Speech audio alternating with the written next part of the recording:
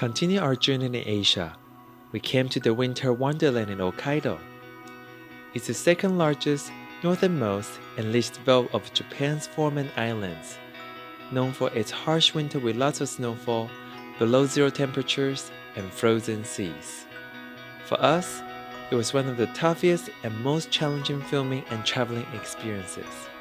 But the unspoiled nature, landscape, wildlife, culture, and cuisine make this island our favorite winter destination by far.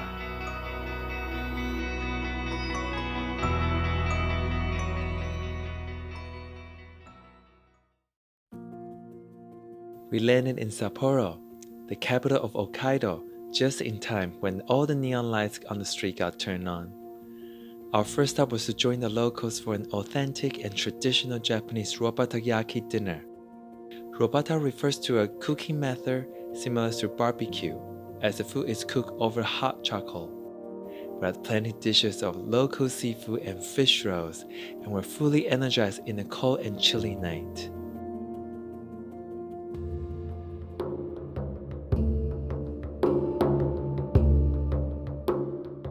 After a few hours of sleep, we came to the iconic Hokkaido Shrine in the morning. We followed traditions to wash our hands and mouth before entering the shrine. The historical building was established in 1871, and it looked extra poetic in the snow. We made a wish and asked for prayers for good luck towards our journey this time, so we could let the adventure in Hokkaido begin.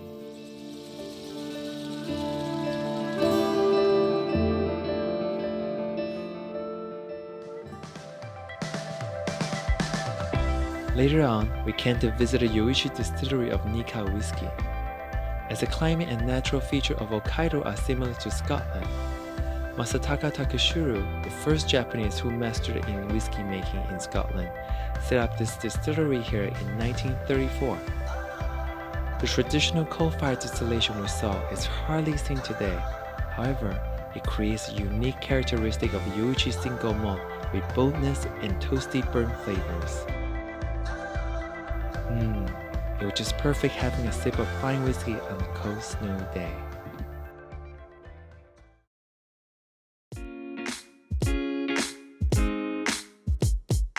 If you love seafood, you cannot miss Kushiro Washo Market for the best seafood experience. We could not decide where to start, so we began with the king crab, the biggest one in the market of course, ready to be served in 30 minutes. There was also the famous katedon, which you start with a bowl of rice and choose the seafood as your toppings. How incredible and satisfying is that? After leaving our autographs and the city life behind, we're headed to the ski town Niseko, renowned for its quality powdered snow and onsen hot spring resorts. We started a relaxing morning in our luxury loft at Shiboku, appreciating the cozy living area in our home away from home and the stunning view of Mount Yotei.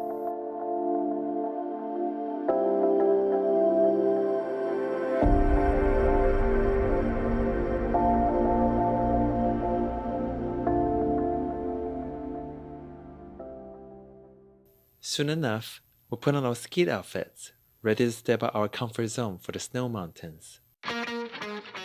There are 6 major ski areas in Niseko. We joined the other skis and snowboard lovers for the lift ride heading to the top. It was actually my 3rd time skiing, but we had a wonderful coach, Dan from Niseko Wow, so let's see how it goes. Oops, I guess I still need a lot of lessons. Maybe let's just watch and appreciate how other experts are doing it.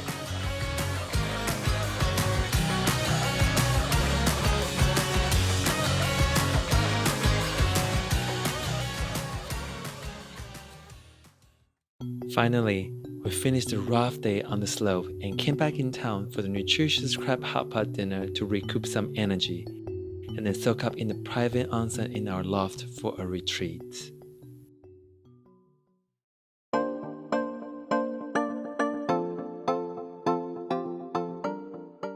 Follow the marshmallow-like stream valley, we moved to the frozen lake Shikaribetsu, waking up in a traditional Japanese home with tatami floor and futon setting. Enjoy our Japanese rice bowl and tea for breakfast. We love the Papa Ice Village on the frozen lake, along with the lakeside resorts.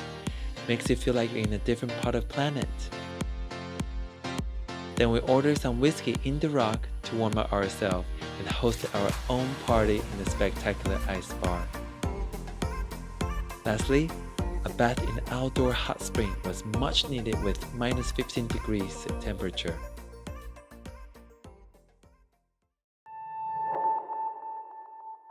Through the snow mountains and forests, we came to the crater lake of Lake Akon during the blizzard. As the lake is frozen and covered in heavy snow, we hide it in this little colorful tents for ice fishing. By the time our patience ran out, we went for something more exciting with the snowmobile. And after the speedy moment, we explored the charming village in Ainu Kotan, the local indigenous tribe and its handicrafts. As the evening arrived, we stepped off from our hot spring resort and followed the rhythm to the traditional performance at Lake Akon Ainu Theater. The ancient ceremonial dances capture a lot of local essence and elements from wildlife, beliefs, and lifestyle. The signature hair dance by female dancers was surely one of the highlights.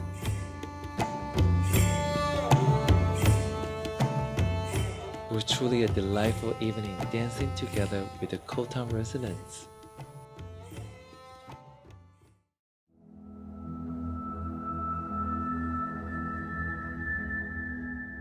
In central and east Hokkaido, you could experience the pure wilderness and simplest Japanese village living.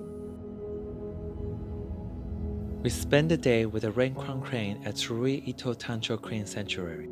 The Japanese crane is known as a symbol of luck and longevity, but received endangered status since 1970.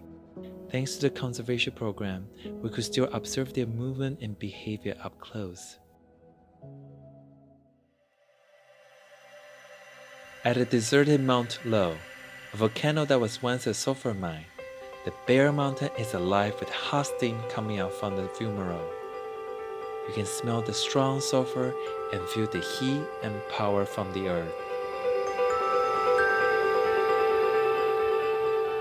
Right before sunset, we stopped by Shunayu Onsen by Lake Kusharo.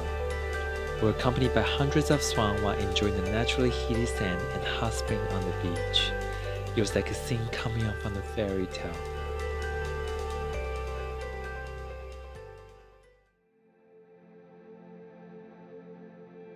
On our last day in Hokkaido, we jumped on the cruise Aurora to chase the drift ice in Abashiri area.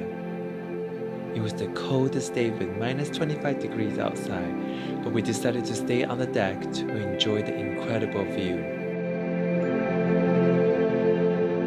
Everything we saw was beyond grand, pristine, and breathtaking. An experience like this may be something that only happens once in your lifetime.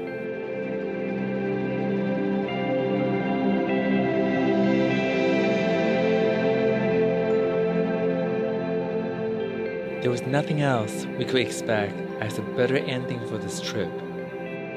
Finally, we surpassed the horizon and continue our journey to the next destination.